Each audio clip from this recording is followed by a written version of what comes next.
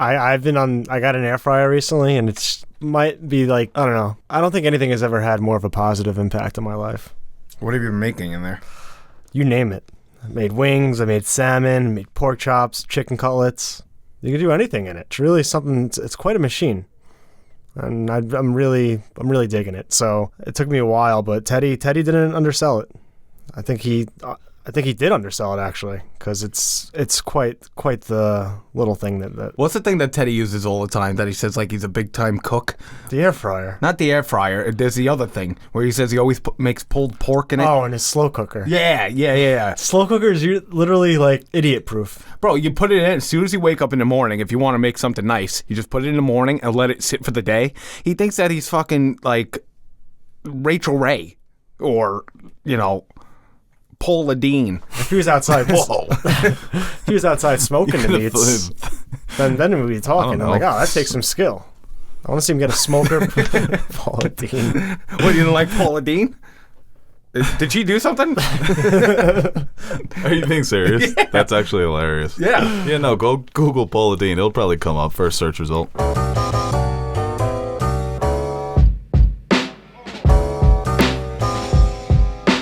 Hello, everybody, and welcome back to another episode of the Nerd Soup Podcast. I am Bo Oliver, joined here today by Aaron and Nash, and we are here to talk about the world of Hollywood. We're talking about trailers. We've got a big one that's been kind of divisive. We got some U.S. weekend box office results, some good things to talk about there. Talking about the Halo series, the first reviews for that, and a big purchase in the world of movie making. Of course, you can listen to the podcast on YouTube, iTunes, Spotify, Google Podcasts, all those places. Follow us on social media at Nerd Soup, Bo Soup, Nerd Soup Monkey, Anthony JQ Nash. That's the best way to, get your questions on the podcast. Follow us on Instagram, on Twitter. It's kind of bullshit because I was looking at the Twitter numbers with you guys, and I know that you guys have a couple of years of me, with the followers, but I need to get my shit up. I mean, I got like minor league numbers compared to you guys. It's kind of fucking annoying. Well, I mean, yeah. I got like 2K. It's nothing to be I look at Teddy. ashamed about. I mean, Teddy's got 4K. I mean, I think.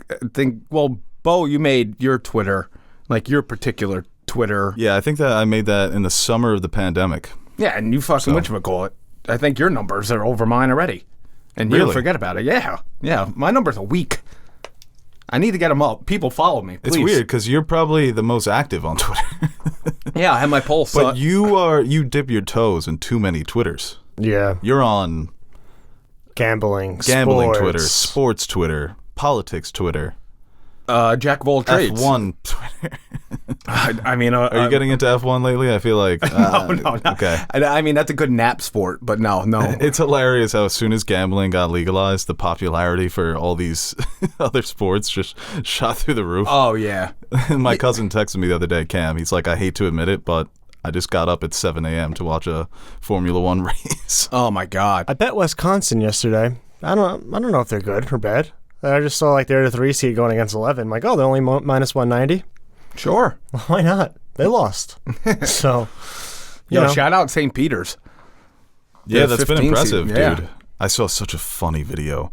It's like, we should have seen this coming. When a team looks like this and has that one goofy-ass looking white guy, you know he's nasty.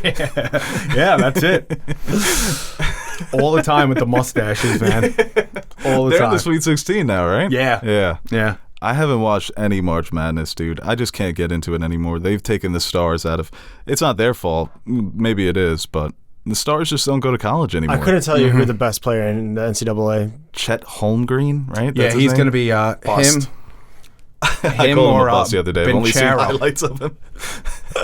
I've seen 30 seconds of him being bodied in the paint. I was like, yeah, he ain't cut out for this. It's like the NFL too, man. Like I watch like a little bit of college football, but I'm not like really too much into it. I just listen to a lot of people.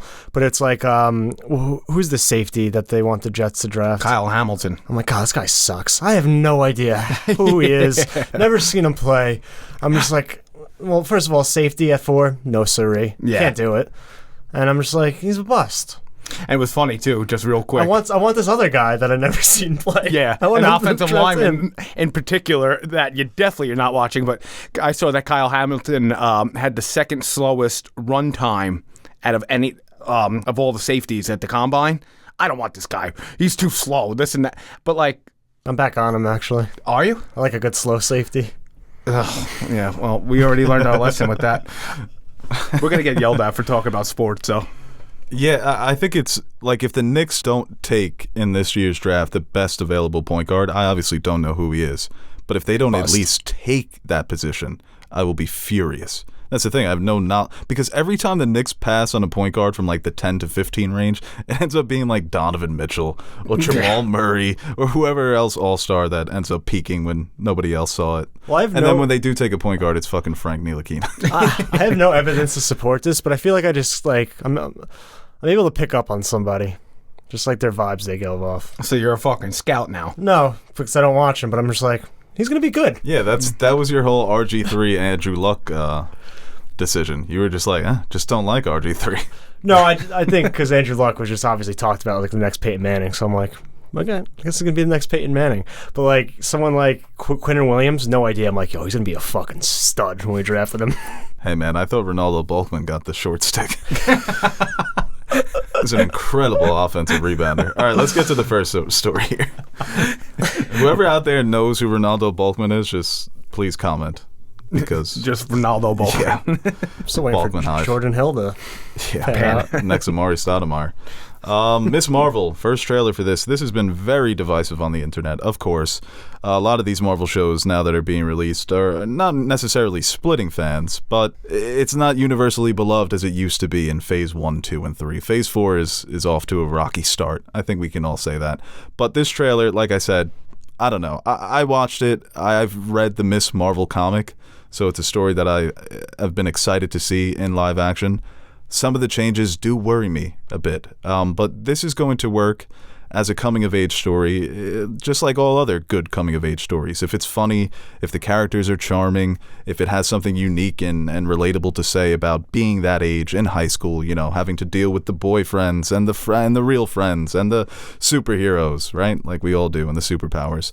But like I said, it's hard for me to judge this as a whole off of one trailer. I will say this, coming off of Hawkeye, I'm getting worried here about some of these Marvel shows. Hawkeye was just a dud. It was fine. I think it was a nice little Christmas holiday story.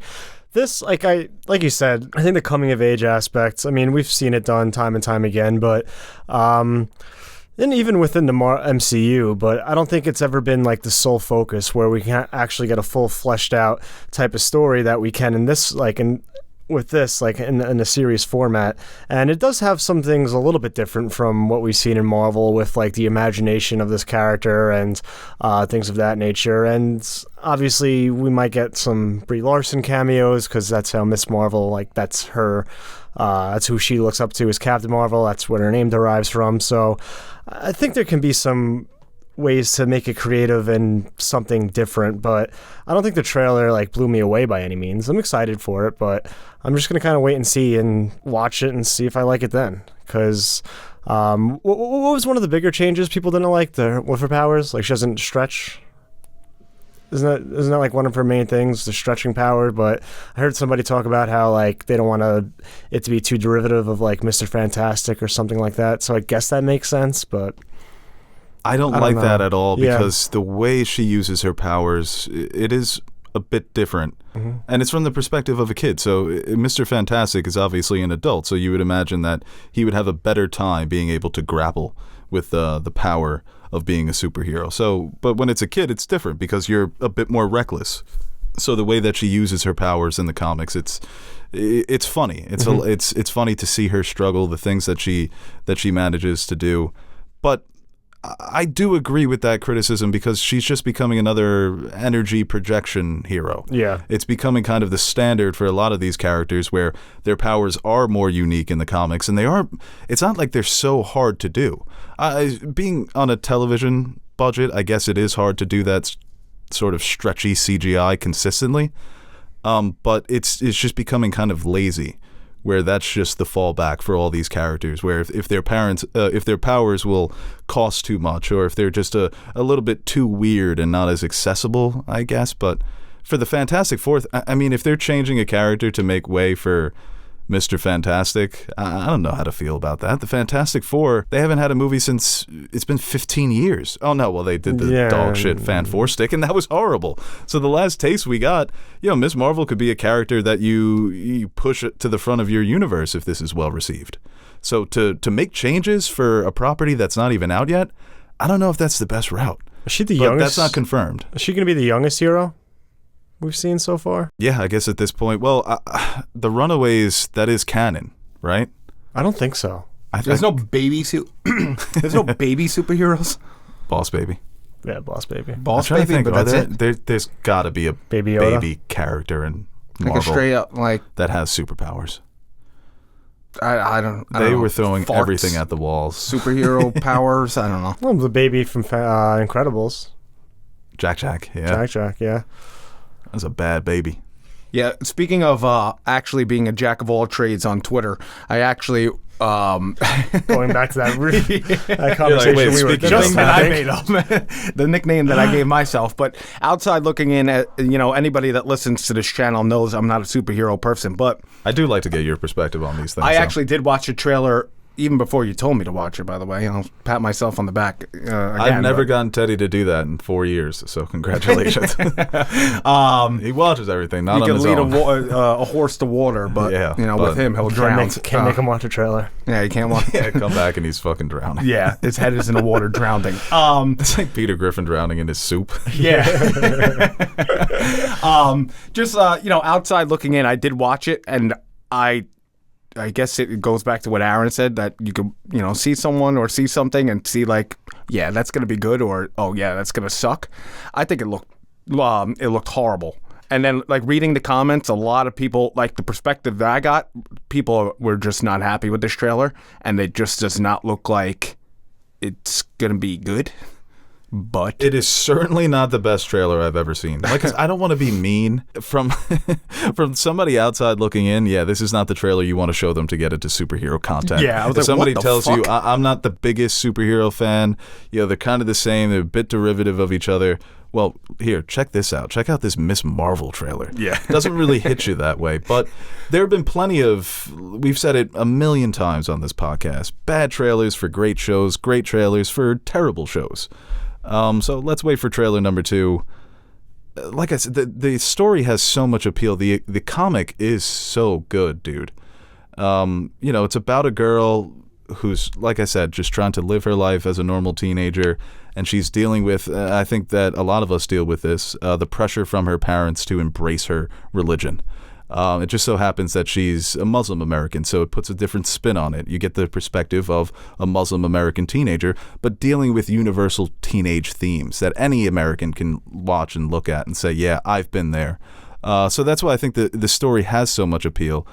And I do wish, as a fan of the comic, that maybe this trailer was a bit better. It was a bit more promising, I'll say. It was halfway between like a Disney Channel, like Disney Plus, but like a Disney Channel like show that's coming out, and like a big budget show you would expect, because it did have that, like, it looks like it very much is appeal towards a younger audience. And yeah, that's fine. It might not just be for me, but that's maybe the first Marvel property. Yeah, but like I'm saying that. that's straying so far away from what they usually do when they want the mass appeal. And if they want to kind of aim that direction for this kind of story, then that's fine too. But like, I wasn't really blown away by the trailer or anything like that. I think she is an interesting character. I really don't know too much about her. didn't she so come what out? do we have next on? Sorry. Oh no, I just Moon want. Knight's next. Oh right, Moon Knight next week, right? I heard people like it. I heard it's been positive reaction. Not as dark as, like I say, it's darker, but not like, I guess not super dark as like we were led to believe in the trailers. I've seen like not mixed things in terms of the like how good it is, but like rather the tone and things of that nature. But Why I'm don't you just excited put a few for it. lamps around it? You like that shit? No. Didn't Khan come out and didn't she like say something about the trailer or something? Like, didn't she like have like a video where she was just like, oh, thank you so much, or like crying about the? Am I making actor? something up? Yeah. Didn't she have like a video like saying something, and she was crying about something? Or am I just making shit up in my head? I don't know. She seems like she seems like somebody like who's obviously, being that age and getting cast in the MCU is fucking phenomenal. So she definitely like came off as like very proud and like happy to get that role. Did you see her letterbox though? Yeah. fucking ethering some comic book movies, which is hilarious. Yeah, she's had some. Stop rocking the table. You're rocking the table, right? Oh, okay. Are you rocking on your chair? Maybe. Yeah, no, she's got the famous review of Captain Marvel. So her character in this series is a Captain Marvel fangirl. She did not like the Captain Marvel movie. Really? This is before she was famous, so she's had a letterbox and she gave it 2 stars. And she was like, this has nothing to do with Brie Larson. So that's hilarious. People did make the point, the first fucking show they do about a teenager in this universe worshiping a hero, and it's one of the most divisive movies that they've released instead of Iron Man. But they are doing the Ironheart series, which is very similar. A girl inspired by Iron Man becomes the next Iron Man.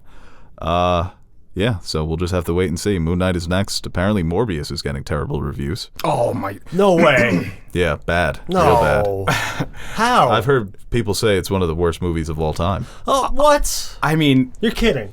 again, from the outside looking in, I would look like a genius because I know that looks terrible. If we're looking at the perspectives, and Jared Leto, it just has to stop. Just they go back to 30 seconds. Stop to what Mars. Specifically? Okay. Like, So stop you acting. still want him to do music? Because I Yeah, would go just- further than that. What? Just Yeah, I prefer him just stopping. Can you keep the call? everything. No, we can't keep the cult. We need that investigated. Keep the cult. He is- like it's How, a prop from the set. That's so weird because they keep pushing People it back are, and they like to be in it's groups, just, man. It's just not good. Oh, Morbius. Morbius. So why would they keep pushing it back then? And not it seemed like they didn't even want to release it. You would think that damn, I couldn't see this coming. That at is all. hilarious. It's not even a COVID thing at this point. It was just Yeah. them being embarrassed. They're like, please spike, please spike, please spike. Oh, we got to push it back. We have to think about the safety of our fans. Morbius 2027. Praying for a new variant. Well, actually, in this in our next topic, we're going to be recapping the U.S. weekend box office. But Sony's had some winners. Obviously, The Batman has been full steam ahead and came in at number 1 with $36.8 million. Jujutsu Kaisen 0, the movie, the prequel for the Jujutsu Kaisen anime series, came in at number 2 with $14.8 million, and it's made, I think, $145 million worldwide. Oh, let me give the Batman's worldwide numbers. That's at $600 million. So Damn. The projections are 850 to 900 currently, and domestically it's at 300. Number 3 was Uncharted, another 8 million. That's made 337 million worldwide and 125 domestically. The horror slasher movie X, which is getting great reviews, came in at number 4 with 4.4 million, and Channing Tatum's Dog came in at number 5. Just Channing Tatum's Dog. That's the movie. Just him on his Ring camera. No, it's actually a fully fleshed out narrative with the beginning, middle, and end. I feel like that made $4 million too. I've seen that movie already. Oh yeah, no, you don't need to see. But that. I haven't seen just from the I know that movie. 3 stars. It's wholesome. It's nice. Some of these worldwide totals are. Some of these domestic totals are interesting here. Like Sing 2 is at 158. 158 million. Yeah, 158 million. Spider-Man No Way Home is closing in on 800 million domestically. Wow. Sing 2, a cool 158 million. Yeah, I wonder what that made worldwide. What are your takes the real budget. quick since we're talking about Spider-Man? The way people have turned on that movie, the past 3 weeks, I feel like is driving me fucking insane. What, people are saying that it's bad? Not bad, but they're just taking these stills and obviously it's no secret that Marvel and a lot of Hollywood studios, these big budget movies, don't rely too much on practical effects, and they kind of make these little sets with the green and use a lot of green screen.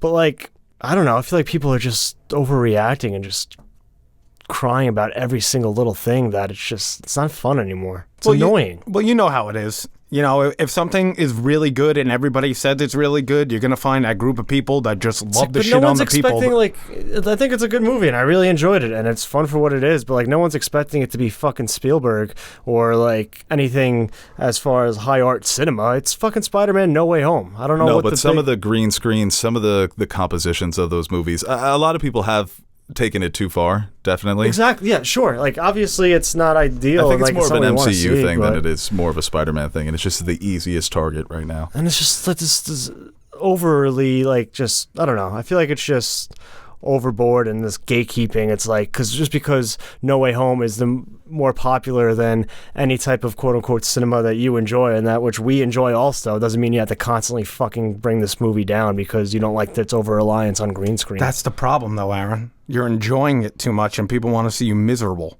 There's a group of people that feed off of that. They literally live for that on Twitter. Anything that's good, they're going to bring it down. Anything that sucks, people are going to stick up for it. And for no particular reason, but to just be assholes. I just can't imagine watching a movie like that and just being so appalled that there's green screen. Like, oh, look at that. That's green screen. I don't like this. I'm going to shit on this movie. If you like it, you're stupid now. You don't know what real cinema is.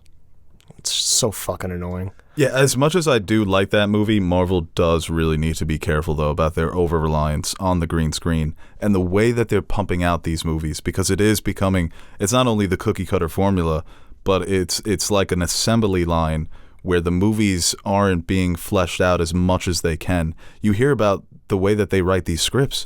These scripts are being written like a couple of weeks before they start filming, while they're filming a lot of times. The amount of reshoots... It's become such a normal thing now in Hollywood to cut corners. And I don't want to say Marvel cuts corners because they have a very efficient machine, but sometimes even a very efficient quality machine can make you lazy. Yeah. But it's been very excessive for No Way Home, and like I said, it's become such an easy target. I think what a lot of people take legit criticisms and then morph it into something that's not true.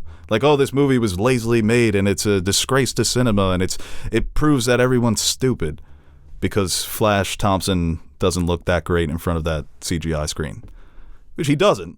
But it becomes a whole, like, this movie is the death of society. That's what I'm talking about. Like, first of all, like when I'm watching that movie, I'm not noticing it. Like if you give me a freeze frame, sure. You're a bad critic. Maybe when I rewatch it again, like I might notice it. But like, I'm not. Who gives a fuck about this small scene with Flash in it that's gonna like change your opinion on how the movie was made? And like, obviously, filmmaking has tons of different things, like so many different elements, and part of it is those aspects of set design and things of that nature, and use of practical effects for CGI, and it all comes together into one whole. But just to nitpick one aspect of it and kind of say it's destroying cinema in a way, I think is just an overreaction. Sure, would you like to see them maybe not, especially with something as simple as a front of a building?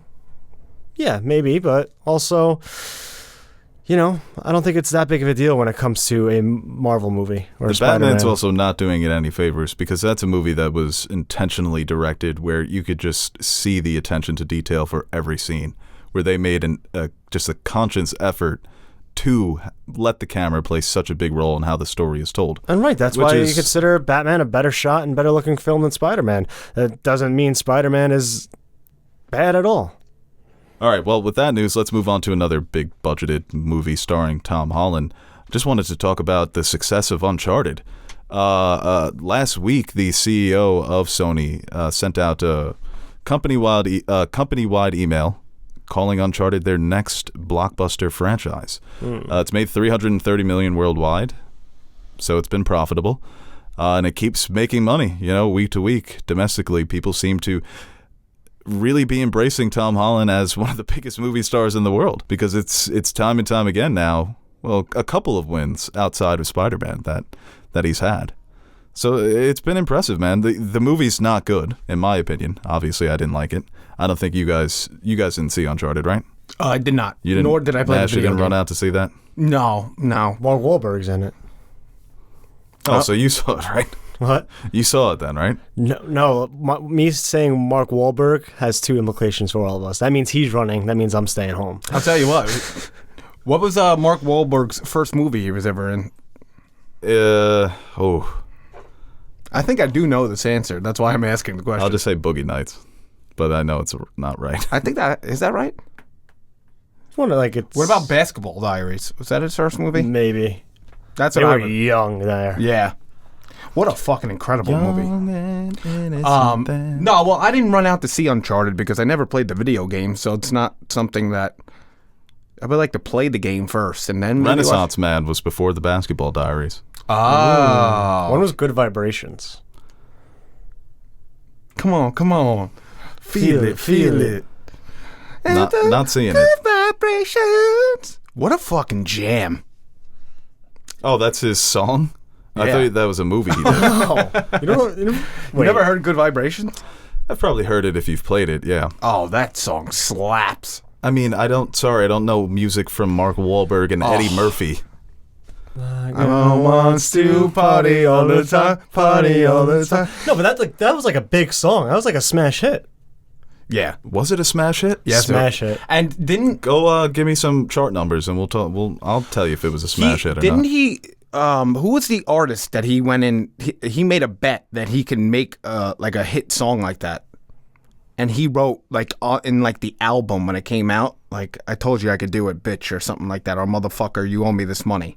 That sounds like something Mark Wahlberg would say. Oh no, that was Eddie Murphy. Oh, yeah, okay. yeah, Eddie Murphy did. As a joke, obviously, Right. but I don't think that this is going to be right. But I'm just going to say I think it was like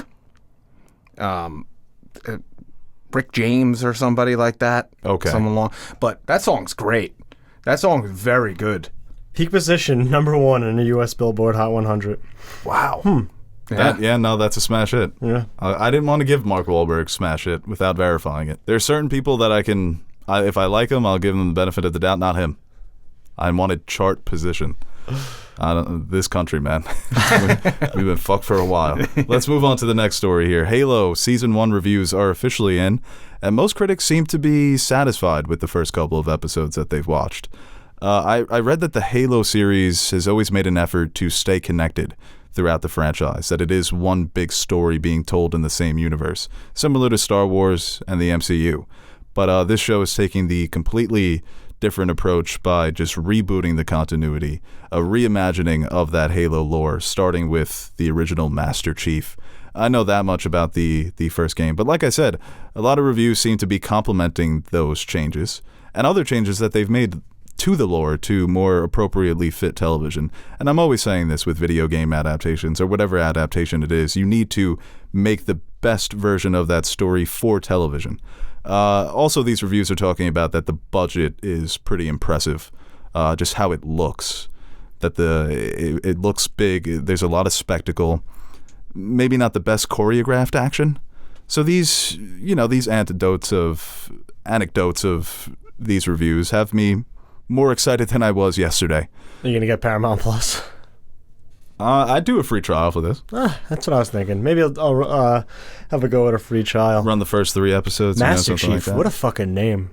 Yeah, it's a great name. I'm sorry that We need I'm that rank. I'm not on my phone. I'm actually looking up the vehicles in Halo. But you're on your phone. Well, something to do with You're the like, topic. I'm not texting somebody else. No, because I was when I played Halo, because I was dog farts at Halo. I mean, I was terrible. Me too. And- That was yeah. a hard game online. Yeah, we had wasn't somebody in our school like ranked? Will Simons? Wasn't Will Simons like filthy? Sounds right. Yeah, Sounds like he sure. would be I'll make filthy. that story up. But I used to just ride around. He was good at everything. He was at the good at Ghost. He was really good at games. He Yeah. was good at Call of Duty too. Yeah, he was a gamer, man. He was like everything I wanted to be. But I was just just in video games aspect. No, I was just wondering if they had the Wrathhog or the Ghost in this series, because those were the vehicles. The I used to Warthog? just I think it's is it the Warthog I think so. or the Wrathhog? I think it might be the Warthog. Okay, yeah. Warthog, whatever it's called. I used to just ride around, and I wonder Yeah. if they had that in the series. I never played Halo as a kid because I never had an Xbox 360. Or even the first Xbox. Loser. Totally missed that. Yeah, no, I was a loser. Unfortunately, I had the PlayStation 3. I was playing NBA fucking Live. Dominating with Gilbert Arenas, though. My fucking guy. You know what I Agent was just Zero. talking about the other day? Not to change the subject. Remember the 2K game we played when you beat me by like 30, and then I did the 360 dunk with Gerald Wallace, and we basically had a fist fight.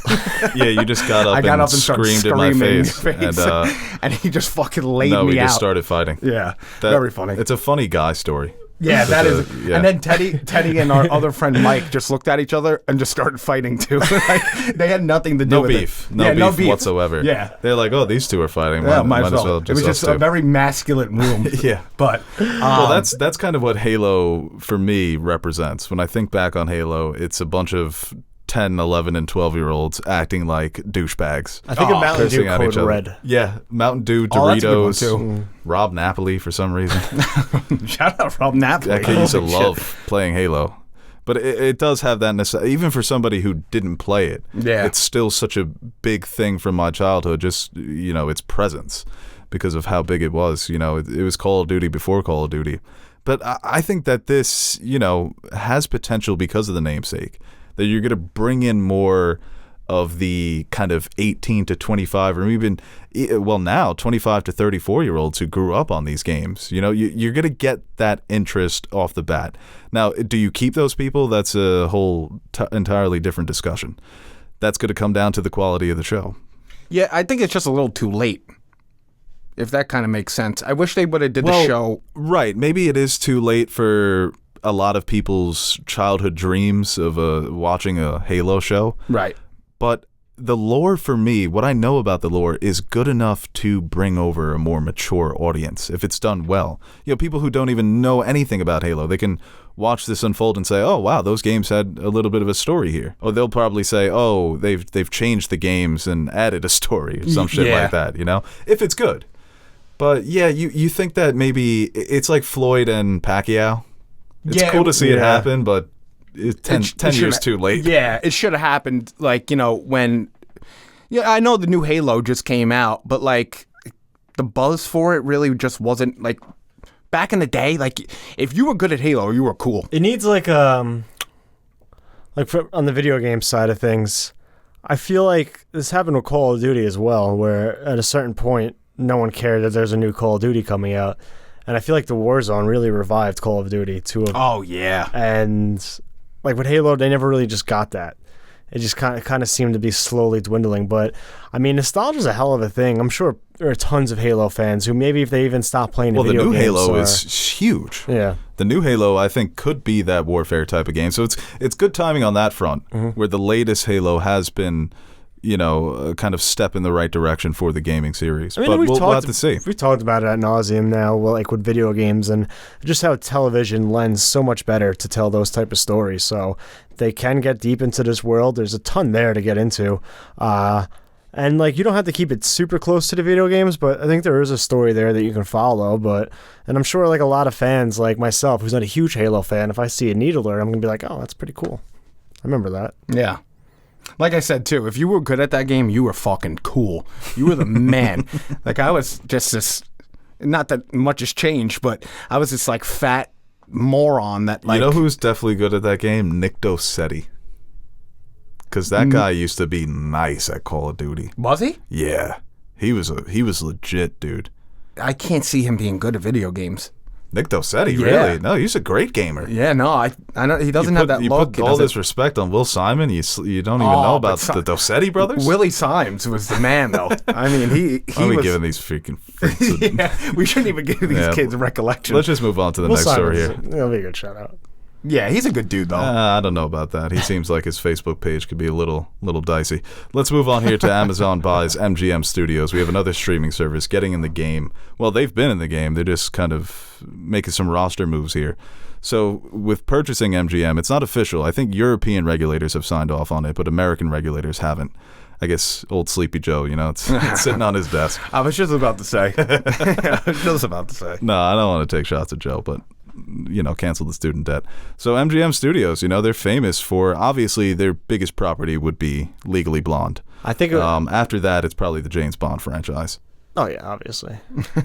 They've also got RoboCop, Thelma and Louise, and other TV series like The Handmaid's Tale, Survivor, Shark Tank, and Real Housewives. Does that move over? Some properties there. Or does Hulu still own that? Right, that's interesting. I imagine that Hulu has a deal with MGM that will expire, and then they'll probably move it to Amazon. That's normally how it goes. Yeah. MGM, I mean, I don't think James Bond is obviously the big get it was here, purchased for $8 billion. Yeah. So it's not the we talked- biggest deal. Yeah. $8 billion? Dude, Disney bought Fox for like $70 billion. So put it in perspective, it's still a lot. And this was Yeah, talked about. oh I think my we talked God. about this too. They were in talks for a while now, right? I guess they just kind of signed the papers, got everything else in order, and pushed it through. This is something we previously talked about. I don't think it's not a bad deal for Amazon. I think there are different ways, and they can implement some of the properties. But what are we going to get? Like a RoboCop series probably in like 10 years? Amazon's going to just throw a bunch of money into that. That would be awesome, man. The original RoboCop is all fucking cool. But again, I think did you ever see the TV series from back in the day?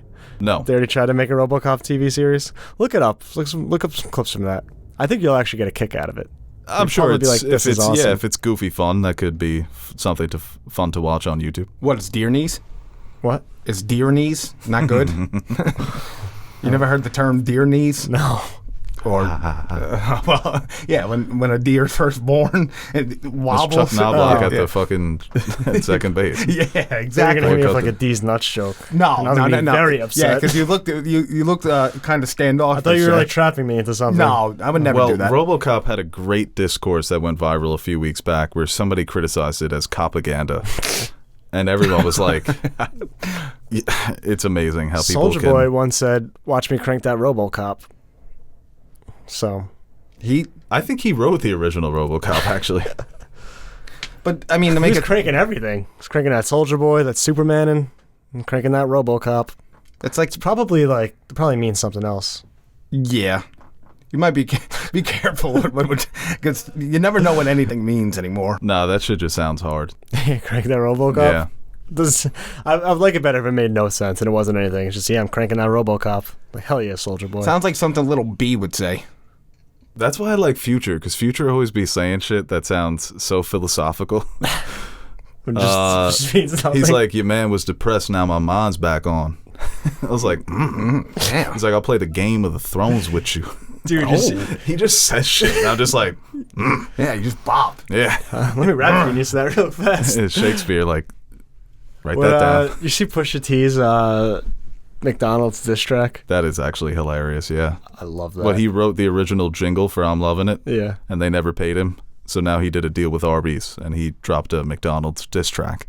Is that true?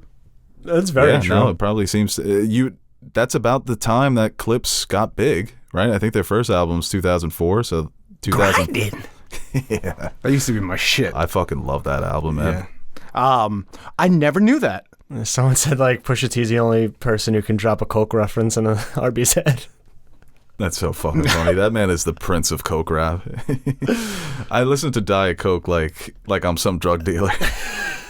Yesterday's price is not today's price. Amazon getting into the I don't James. do Coke, but I will buy some from Pusha T if I ever had the chance. Yeah, you know what Pusha used? Yeah, can't deny that. Good salesman. But yeah, I mean, this is... You guys got to watch the Daniel Craig James Bond movies. They are so good, and it disgusts me that you guys haven't watched them. You want to talk about hard shit? The gold eye, the pause menu in James Bond. Oh my god, yeah. I challenge every rapper to fucking That is freestyle over that. unnecessarily ridiculously good. It's so good. Yeah. It's so good. I love that TikTok where it's like, oh, we just need standard loading music, and he plays it. Yeah. And they're like, what the fuck is that? It's so good. Oh, but maybe I'll watch those because I like Bond. Well, I've always wanted to see like year one Bond. Seriously. Because we always get like the first, when they rebooted with Craig, it was he first got his license to kill. But he's like 35. So it's like, what the hell? What were you doing in your 20s? Oh, you want to see Baby Bond? I want to see Baby Took a couple Bond. gap years. Right, yeah, he took some. I want to see, got into the service, transitioned to intelligence. Explain this gap in your resume, Mr. Bond. It'd be nice to see like Bond like transition over to like isn't he like famous for drinking the martini? Yeah, right. Like, He starts as a young buck, full of potential and drive, and the world of intelligence kind of breaks him into being this That's actually blunt alcoholic weapon. It's one of my favorite lines from the original Kingsman when he's like, he wants a gin martini, shaken not stirred, staring at an unopened bottle of vermouth. Well, that was like a funny reference, but I don't think Amazon's I'm backing. surprised you got it since you haven't seen any James Bond movies. I know Bonds, but like I just You know don't. the Bondisms. I just don't seek out and like watch them when they release. They're on TNT. I'll watch like a good half hour of it until a commercial comes on and I change to something else.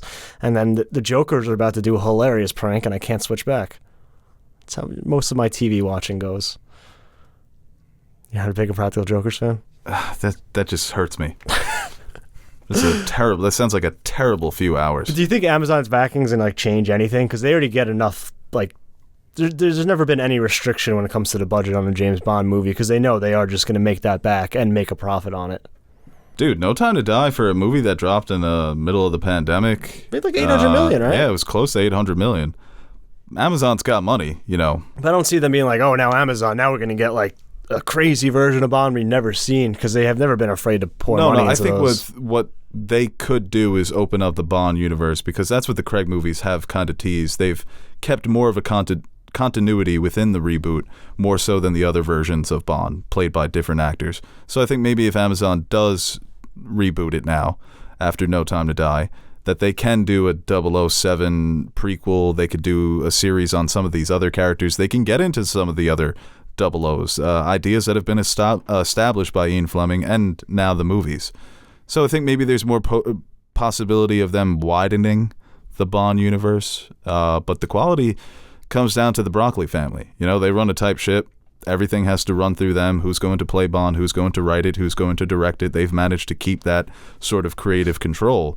So it's just another person to find it. I mean, the Bond series with Craig has become one of the most premier blockbuster franchises for quality and for making money. For casting that was so hated on at first, he's really people like it's just not even a topic of discussion anymore. It's like Daniel Craig is James Bond. Like, yeah, he's such a great Bond. That's just the standard now, and it always is fun. Bond search. It should be like American Idol. They should have like the whole process televised and laid out for us. It's like finding a new pope. That would be like a good idea for like a show like that needs a lead, not just Bond. Like a new Spider-Man, have like a contest, you know, with all these famous celebrities. I'm surprised that hasn't been done by show business yet. Right? Because it's, you know, some of these major movies, like that was the talk about Aladdin, that they tested thousands and thousands of actors and they just couldn't find Aladdin. What the hell was going on behind the scenes? Yeah. I would have loved to have seen some B-roll footage of that process. And then you see like some kind of beefs between these celebrities, maybe. Yo, like, yeah, right. you know, They that'd do be it for sick. like you got a fucking record deal. They should do like the next star where they take acting reels and auditions and casting, like, and have casting directors judge their acting, and the winner gets like a deal with like a streaming, like Netflix should do this shit. You get to lead a new Netflix movie. Yeah, because again, they make dog fart movies all the time. America's Best Actor. There we go. That would be amazing. I'll tell you what, that would probably be a pretty good This show. is like the first time we've genuinely had an idea that could go somewhere. This is a good idea. This is like an idea maybe we should cut out of the podcast because Hollywood's dumb enough to do this. Hi, I'm Aaron, and today I'm going to be reading. I'm going to do Al Pacino. Yeah. And Serpico.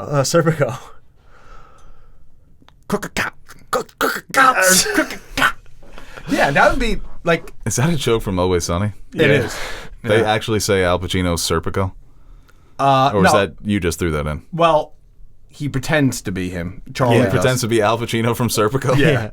Yeah. My sister took me to see that movie when I was like 17. And I was like, this is slow. This is you probably had the epiphany of making a movie podcast after watching that movie. No, Serpico was a movie that when I watched it, I was like, this is too slow and old for me. But then years later, as I got into more slower and older movies, I thought, yeah, that's Serpico, not so bad. You know? Yeah. This is Robert De Niro in Taxi Driver. Are you looking at me? How'd I do? All right, well, don't call us, we'll call you. Not bad. You got a lot of potential, Yeah. but you get the nice judge. And then we could do like the whole American Idol thing with it too. That's what I was going for. You Yeah. gotta get like a Randy. You know, he's, not too mean, but he'll tell you if you suck. Paul is always gives you a nice compliment, but then it's like, maybe it's just not for you. And then you have Simon who makes you want to kill the yourself. shreds. Yeah. Bloody terrible. I wish your mother would have had an loved abortion. The Family Guy when they did the American Idol, and Stewie, they given him his criticism. Stewie keeps going, okay. Simon's like, Stewie, let me stop you right there. I hate you. So he's like, okay. I don't know what they're talking about. I'm gonna be bigger than all of them. All right, let's move on to the last topic here. We have Shawn Levy will direct Deadpool 3. Now, Ryan Reynolds and Shawn Levy have established a working relationship here with the Adam Project that recently came out on Netflix, and also Free Guy. I'm pretty sure that they've done something else, but Shawn Levy is also known as the primary director of Stranger Things. So this is kind of news that wasn't so surprising when you heard it, or when it was announced, when I heard it at least, because like I said, they've established this little relationship here, and they've had great financial success. The Adam Project was... Ooh, that was testing my patience. As a fan of Ryan Reynolds, I didn't put up a letter score, a number score. I gave it a heart because it made me laugh at times, but not his best effort. No. Really not his best effort. Why no score? I usually say, I only did like the heart once, and that was like for Jackass, 'cause I just didn't know how to rate that. But I'm like, I really liked it because it was Jackass. Yeah, that's the thing, though. Fucking hilarious. I didn't want to give it a score because I feel like my score for that, I don't want people to watch it and to be like, Bo gave it this score, so I watched it. I don't want anything to do with that. So that's, like I said in my review, it's either you like it or you think he should be tried for war crimes. Ryan Reynolds. Yes. Because he is, I defend him as an actor, but he really just has no interest going outside of it. You're waiting for that still. I really think that he has no interest these days of pushing himself out of his play box here. But I guess if it ain't broke, right? Yeah. I mean, if that's what he wants to be. He's become so beloved. I mean, there was that kind of period before Deadpool when everyone got tired of him. Maybe that will happen again. He's kind of re-propelled Sounds like himself. You're hoping for that. Those were the days. No, I think it'd be fun. Like I said, no, I think he's a talented guy, man. I would love to see him work with a good director that would push him in ways, because he fully commits to all of these goofy roles. Like he never half-asses it. And that's a great talent. It's like similar to Tom Cruise, where everyone's like, "Oh, Tom Cruise is always Tom Cruise." But look at the passion in that man's eyes whenever he's playing a character. Tom Cruise has never cheated the audience. He's never phoned in like a Bruce Willis constantly does, or some of these other action stars. Bruce Willis has given up on everything. Or even Harrison Ford at times. People would criticize Harrison Ford for the same thing. Not really invested. There are just certain guys that don't do that. I wish that maybe they would make different movies. Tom Cruise is fine. He's making good movies. I think that Reynolds Tom Cruise could be a judge on our show. I feel like he would do that. I feel like Tom Cruise playing a character who's a judge on our show would be funny. Actually, yeah. Like he's the premier actor of his day. I'm actually going to retroactively slap a patent on that so Netflix can't take it. If they want to buy it from us, they can. Doesn't work like that. I've done it multiple times. You have. You're going to get sunned. And by Netflix. 3 of your ideas have already been stolen. Even before you thought them, they're stolen. You're going to be on the Forbes list for a guy who had most ideas stolen. I'm waiting for the Oscar streaming service, and that's going to be our idea. But there's no way we can actually put that together. No, this could be a thing. With that attitude. But we can't put this together, too, because whoever wins, like, who do we give it to? We got to sell the idea to Netflix. So yeah, but patent pending. Now it's legal. It's pending. I think Reynolds should just stick with Deadpool. Like you said, like... Just make a career out of it, right? Yeah, because everything else he does is flaming hot garbage. Oh, you mean like even the other successes he shouldn't do? Because Free Guy came out well-liked and made a lot of money. He's marketable. People like him. That's not for you. Yeah, no, I get the crowd that they're trying to appease there. No, but I'm saying, like, I know that that's just something you're not going to ever like, you know? I feel like so I can kind of understand why you're saying stick to the shit that I like. I don't know what came first, Ryan Reynolds or Ryan Reynolds poster Deadpool?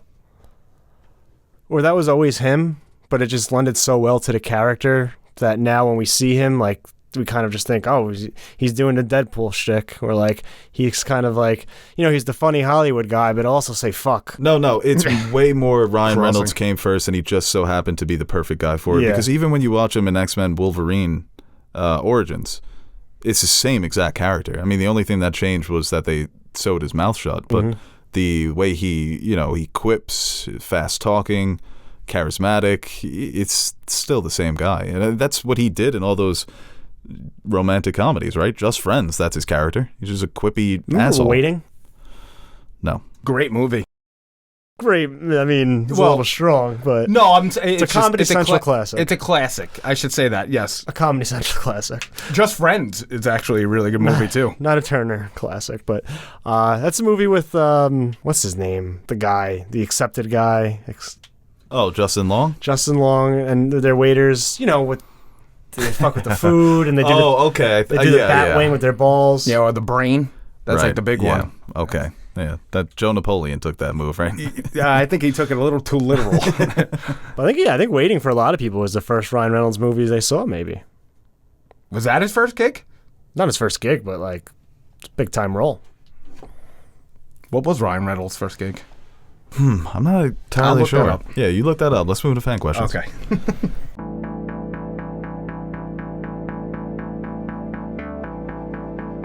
That's for the fan to decide. Yay! People, you call up to the show, you better be ready. That's what you're supposed to do. Sitting there arguing and you're trying to spell your name and all of this other stuff. It's not your show, it's my show. I'm giving you the opportunity to speak your mind. Don't call up here unless you got something to say. All right, before we get to fan questions, I want to actually announce two of our winners for the giveaways. So we completed the first two rounds of the polls, first two regions, the Dark Knight region and the Into the Spider-Verse region. So for the Dark Knight region, we had Oaks Tree Camper was selected as the winner of our Dark Knight 4K Blu-ray DVD giveaway. Congratulations. And our second winner, who will receive an Into the Spider-Verse Blu-ray 4K as well, is Frog Ortiz at Virtuous Penguin. So and congratulations again. Congratulations to you guys. Thank you for retweeting those polls. And our polls are well underway. I think we're finishing up the last two matchups of the Wolverine region. I think, what was today? I voted in both of them, but I forgot what movies they were. Big Hero 6 and Wonder Woman was Big the Hero 6 is 6-11. winning. Yeah, Big Hero 6 is winning. Right now, it's got like a 12 percentage point lead. I have a theory. Whichever one's on top just gets more votes for some reason. I think it's just something in our minds. Was Big Hero 6 on top? Yeah, it was. Like, if I just wanted to vote in a poll, there's nothing I didn't want, I might just hit the first one just to see even what the results are. Big Hero 6 fan base is going to be really upset at you saying this, that you're trying to diminish what that movie has done. I'm just surprised. Wonder Woman was critically and fans loved it. You saying our fans hate women? Uh-oh. Oh, God. I Just mean, because you hate women doesn't mean our fans just hate pointing women. out the clues. I voted for Wonder Woman, okay? Oh. You're trying to prove Let's a see point your to us. phone. Wait, Which one is highlighted? we didn't sign those things. We're not signed. All right, first question here from Shannon Bailey 3. Do you think Matt Reeves is setting up Hush to be the big villain? I don't know. I don't think at this point. I think it's more Penguin than anyone else. And it's hard. Yeah, it's hard to, like, with the Penguin and the Joker already, like, kind of tease to make a villain even bigger than that. I mean, Just he from said an audience recently that perspective. Joker wasn't going to be the villain of the Batman 2, and that he was just kind of there to be a presence. That maybe he'll use him more in the Arkham Asylum show to kind of flesh out other villains. Yeah. But Hush, if it's going to be something where he's the big villain of the trilogy, they'll have to introduce him. They have to hint at him in the second one. I really think they're going to go with the Court of Owls, because I think the Court of Owls, it's fun to do those kind of conspiracy, Illuminati type of stories, people running things from the shadows, and there were elements of that already in the Batman.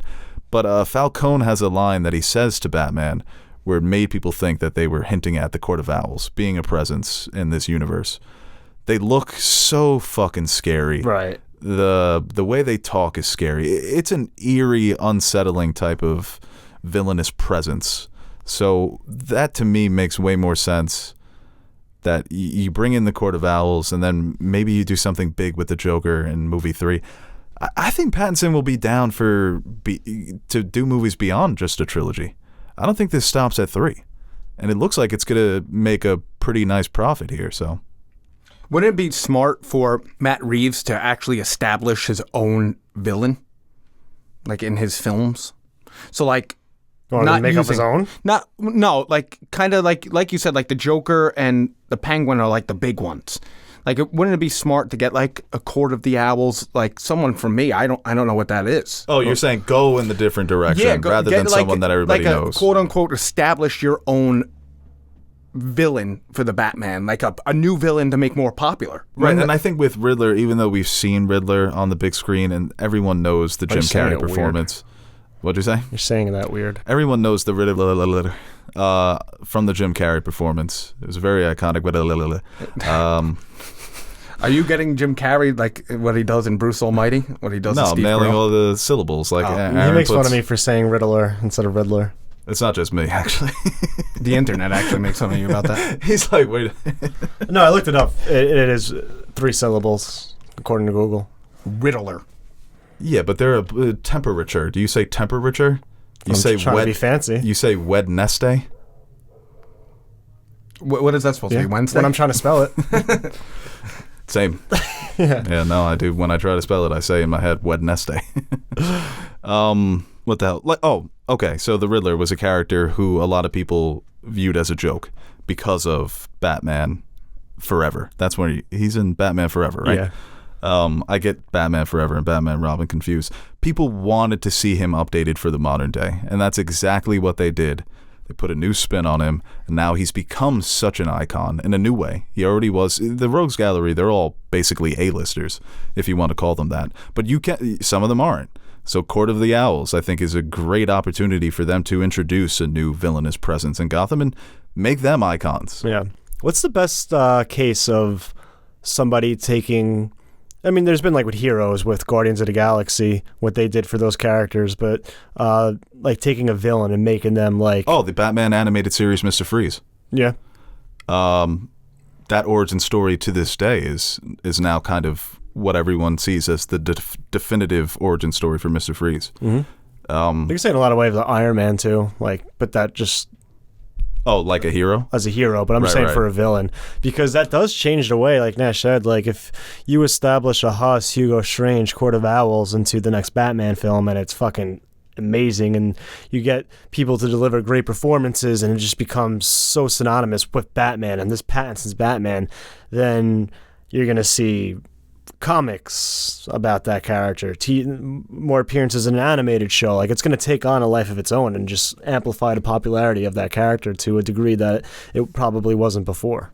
Did you just agree with me? Or like my statement? No, I mean, it's good.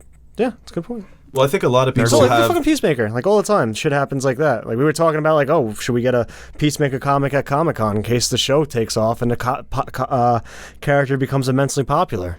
And look what happened. The character became immensely popular, and you're going to see... Even from the Suicide Squad movie, that those comics were going up. But I think people have a lot of the same sentiments that they had about Riddler now about Mr. Freeze, where the last image in a lot of people's minds of Mr. Freeze is Arnold Schwarzenegger. So you can take that character, update him for the modern day, adapt parts of that original story, the Heart of Ice animated story, which I'm pretty sure was the first animated show to win a Daytime Emmy for writing. The Batman animated series is still peak Batman. But, you know, people have been saying Man-Bat. I think Man-Bat would be hilarious. Didn't go as Batman, what is Man-Bat? Man-Bat. That's still the best. But the way they use the Man-Bat in Arkham Knight, he is just... That first jump scare is horrifying. Even when you have to fight him, you have to fucking jump him and, like, go on top of him. And it's a similar story to Mr. Freeze's. Mm-hmm. So people have been saying, get Oscar Isaac for Man-Bat. How funny would that be? You know, he's playing Moon Knight and then he's playing Man-Bat. Wasn't Danny DeVito the Penguin? Yeah. He was a great Penguin. Yeah, really? No, Batman Returns is a great movie, man. I mean, not a Burton great, went a but little it's bit very... too, like, oh, he's the Penguin, so I got to make him a Penguin. He went a little bit too much into that. But it's interesting that because it's like Batman's jealous of him because he's an actual monster. So Batman's like, oh, I'm supposed to be the monster, right? No, you're just a guy in a bat suit, you weirdo. Yeah, you're just a quack. Yeah, it's almost like he's jealous of Penguin. So that the way they played with that in that movie was interesting. He almost won mayor. He was a fucking creep. He was like Cuomo. Wait, the Penguin was Italian. I totally forgot. Oh no! This Oh, question, yeah, it's played by Danny DeVito. right? Yeah, Danny DeVito. Yeah, As Cuomo said, it's impossible to be both Italian and a pervert. right. Yeah, of course. No perverts living in Italy. They. Nope. This question here from Criminal Court Carvings: a movie that you hate that the general public loves. Well, I wouldn't go as far to say I hate this movie, but I haven't been as detached from Schindler's List. as detached from the general consensus over a movie in a long time than I have with The Mitchells versus the Machines. People love this movie, and to me, it's nothing more than a run-of-the-mill Pixar ripoff. If I'm gonna give you guys my honest and true feelings, I've strayed away from talking about it because I've seen so many people like it. I'm not trying to poo-poo on anyone's parade here, but for me, I didn't see anything good that other people saw in it. Mine's The Joker. Everybody says they fucking love that movie, and nothing to take away from Joaquin Phoenix's performance, but I just thought that the story was fucking boring.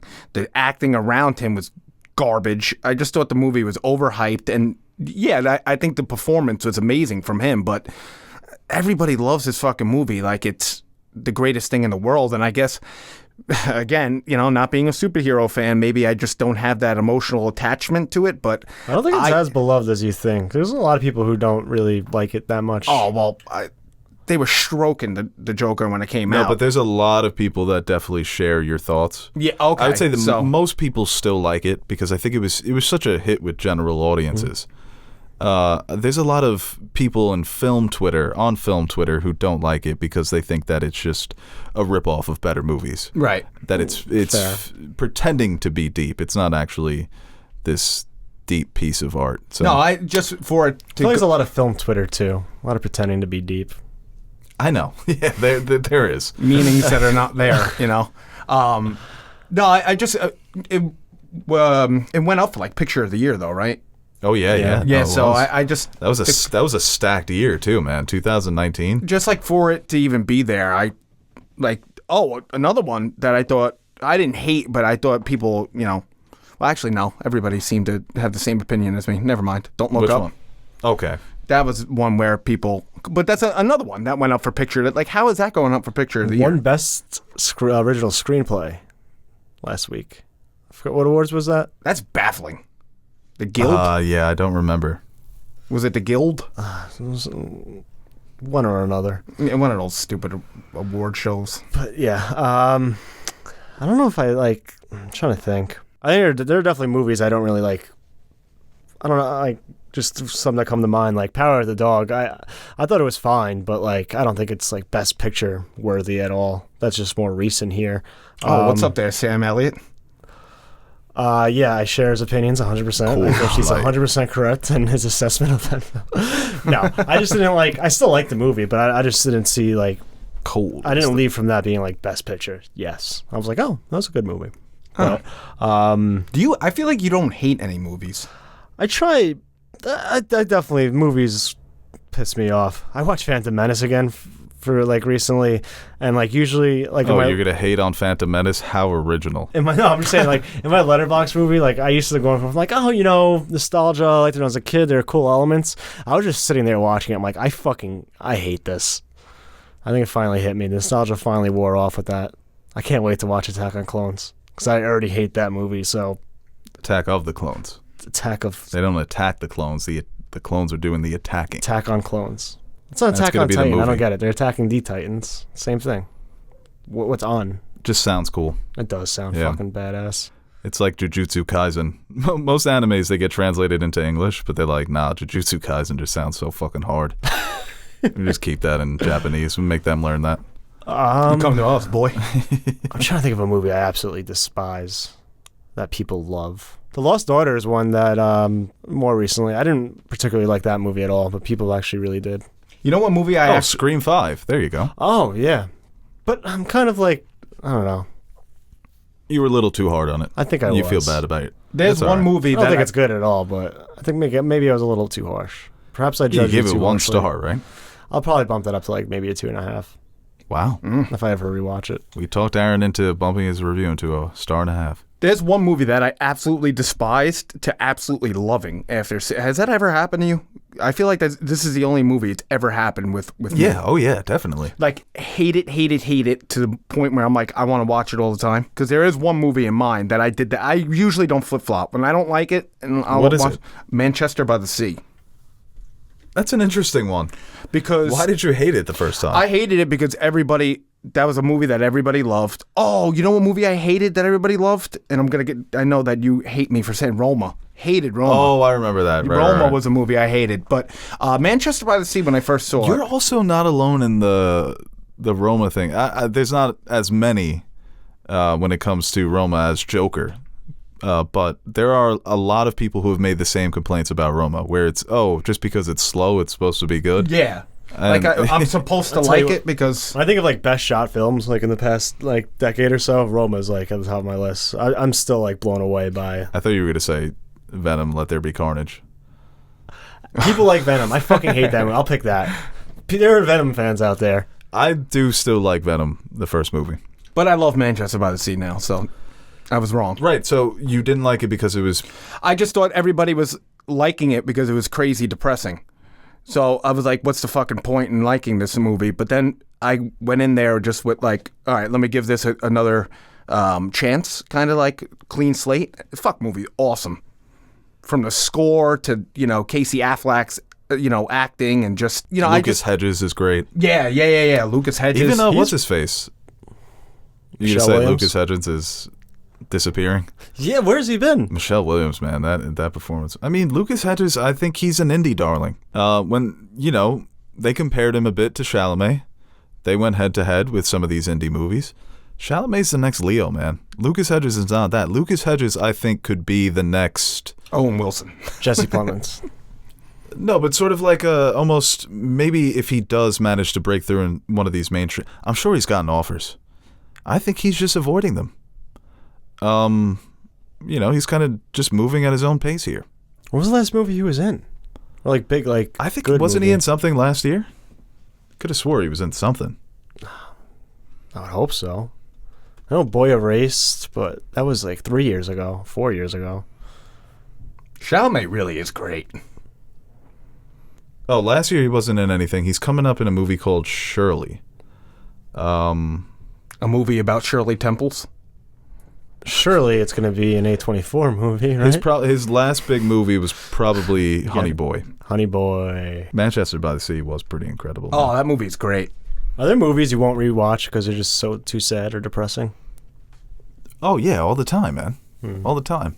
That's one of them. I have no interest in ever watching Manchester by the Sea ever again. Yeah, it is fucking sad. I'm trying to think. See, actually, I think I'm not even trying to be funny because you bring it up as a joke all the time. Maybe you should stop doing that. What? But Schindler's List is a movie to me where I do come down on the side of people like this because it's black and white and super depressing. And the whole Spielberg did Jurassic Park and Schindler's List in the same year. People forget that. It's or in consecutive knew years, that. or it's the ability to switch from a movie like Jurassic Park to Schindler's List. It's just like a really good documentary to me. Right. So if you told me like Spielberg was making a documentary, I'd be like, yeah, it's going to be well shot. I kind of like that movie though. It's pretty good. But I saw that in school too. But when people are like, oh, but it's an educational movie. Before that, I had no idea what the Holocaust. If you need to watch a movie to educate yourself on history, that's a red flag. Like when people say, oh, that's how I learned about the horrors of slavery. I watched Django Unchained at Unchained, I was 19. just gonna say like, that. so what the hell were you being taught Yeah. the first 20 years of I have, Open up a fucking I have a textbook. vivid memory. In middle school, we were in the library to watch a movie, and it was a documentary about the Holocaust. And we watched it, and we watched it, and we were watching it, and it's like, and then it got to the real bad stuff, and everybody 10 people turned around and was just staring at me. Oh, because they hit you with that? Yeah, and I was just like, The Jewish look. everyone's just like, Oh man. I was just having a vivid memory sitting there, patting your back. So sorry, man. What am I supposed to do? Oh, do I man. cry? Sad movie is Boy in the Striped Pajamas. That I can't watch See, again. that's another movie that I can't stand because it's just emotionally manipulative. Yeah. From the perspective of this, I don't care about the ignorant boy who is ignorant of the horrible things his country. Well, who is this? Like, oh, yeah, wow.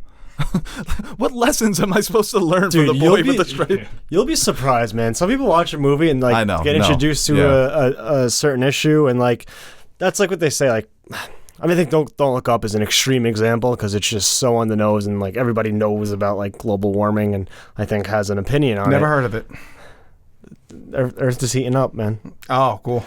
But like, there are certain topics and things and perspectives She gave me that hot head. people get from movies, and like, Call oh, that I global didn't think warming. about it like that. All right, guys, that is the end of the Nerd Soup podcast for today. Thank you for your questions. Thank you for listening. Make sure you like, share, subscribe, do all that good stuff. For Aaron and Nash, I am Bo Oliver. And follow me on fucking Twitter. Let's get these numbers up, huh? Come on. Real quick, was there ever a wrestling storyline? What's like the most ridiculous one that you believed? Like the Undertaker dying, or the Kane being burned alive? I had no wrestling fandom to speak of. No, never. Never got into The ones it. that they were brothers always like threw me for a loop. Kane and Undertaker. That they're not really brothers. I thought they were brothers in real life. I'm like, that's so fucked up. Dude, some of like the dramatics and the things that they got me to believe as a kid is absurd. That's why it's the best. I remember Jerry King. Every time that meme gets brought up with The Rock, it's like, shut up, bitch. And you hear him go, Yeah.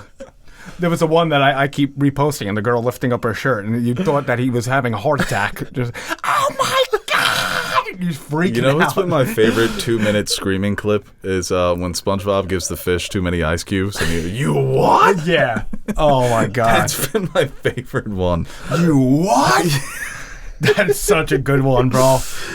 All right. I love so much that SpongeBob has gotten this like appreciation from internet and like meme culture, and just It completely justifies everything we've ever said about that show. appreciating it for just how fucking funny and genius that it is. The writing in the beginning season is fucking stupid good. Just like someone put a compilation of just the fish being mean to people, being mean to Yeah, the main that one characters. guy's a fucking dick. The one guy always breaks his leg. Fred. His name's Fred. Well, they did a joke today. It was Patrick gets hired for $100 an hour at the Krusty Krab, and SpongeBob goes, I had to pay $50. Yeah. Oh no, he got hired for $50, and SpongeBob goes, I had to pay $100. Yeah. Oh, the funniest one is the compilation of Fred every time he breaks his leg. When he goes, my leg, every time. And that's the a best good one. one's when he busts into the Krusty Krab. He's like, start up those fryers, Krabs, because I'm hungry for it. Help! And he's like, my leg! Oh my God, bro. I first saw that. Doesn't the Krusty Krab blow up? I think he just gets kicked out. Dude, you know what's a funny ass episode when Squidward gives SpongeBob the bomb as a gift? Oh, the pie, the cherry pie. Mr. Krabs is like, the boy stitched you a sweater out of his own tears, and you gave him a bomb. Mr. Krabs was like so broken over it. He called him the boy. The boy stitches you a sweater out of tears.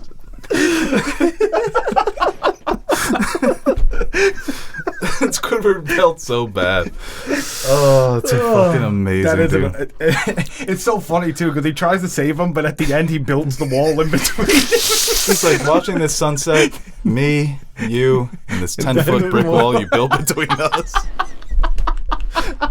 All right, guys, that is the Nerd Soup podcast. Thank you for joining us during this giggle fit. Peace. That's so funny. He tries to save him, but he's still worried about his own fucking well-being. He puts the brick wall in between. Damn, we were making some good points in that video. Hey guys, Aaron and Nerd Soup Monkey here. Before we end this video, I want to give a quick shout out to our Patreon supporters. What can I say about you guys that I haven't already said about myself? You are the most important part of the channel and the main reason we keep going strong. Like Bo says, you keep the lights on in the fridge so the fridge is full. Or something like that. So, from everyone here at Nerd Soup, I'd like to thank you guys for your continued support. If you're interested in joining the ranks of our patron supporters, head over to patreon.com/nerdsoup and check out the rewards we offer to our patrons. We recently dropped some new stickers for you guys to check out, or you could choose a tier that will allow you to select a movie, show, or video game for us to review. We've got a full slate of fan-suggested reviews coming your way, and we're really excited about the chance to review some of those movies and shows. We've also got t-shirts, mugs, behind-the-scenes videos showing how we bring our videos to life. And once again, thank you to all our Patreon pledgers who have been supporting us throughout the years. Without you, we wouldn't be able to convert all your pledges into cryptocurrency, so thank you from my future self for making us rich.